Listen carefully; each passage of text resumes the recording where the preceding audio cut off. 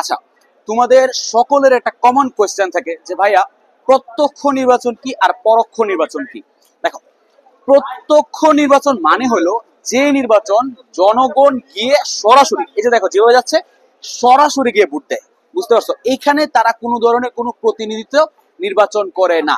আর পরোক্ষ নির্বাচন মানে হলো যেখানে জনগণ নিজে না গিয়ে অন্য একজনকে, নিজেরা ভোট দিয়ে অন্য একজন প্রতিনিধিকে পাঠায় যে তোমরা তাকে নির্বাচন করো, তখন তাকে বলা হয় পরোক্ষ নির্বাচন।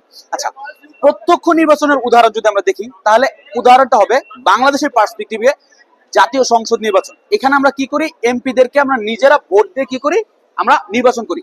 যদি পরোক্ষ আমরা আমাদের পার্সপেক্টিভে আসি, তাহলে ওইটা হবে রাষ্ট্রপতি নির্বাচন।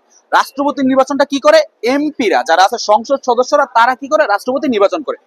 যদি আমরা প্রত্যক্ষ নির্বাচনের ইন্টারন্যাশনাল পার্সপেক্টিভ দেখি, তাহলে আমরা চিন্তা করতে পারবো যে ভারতের, দেখো ভারতের তোমার যে লোকসভা নির্বাচন, তারপরে যুক্তরাষ্ট্রে যে প্রেসিডেন্ট নির্বাচন, এটা কিন্তু জনগণরা কি করে, নিজেরা সরাসরি ভোট দেয় ইলেকট্রাল কলেজ ছাড়া।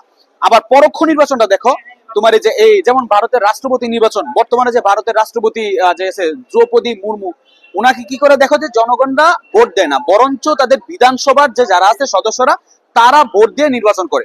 তো এই হলো মেইনলি প্রত্যক্ষ এবং পরোক্ষের নির্বাচনের বেসিক পার্থক্য। যদি এক কথায় শেষ করতে পারি, প্রত্যক্ষ মানে হলো আমি নিজে গিয়ে ভোট দিব, আর পরোক্ষ মানে হলো আমি আমার প্রতিনিধিকে পাঠাবো। প্রতিনিধিকে আমরা নিজেরা সিলেক্ট করে নিব যে তুমি তাকে গিয়ে ভোট দাও। এই হলো মেইন ডিফারেন্স।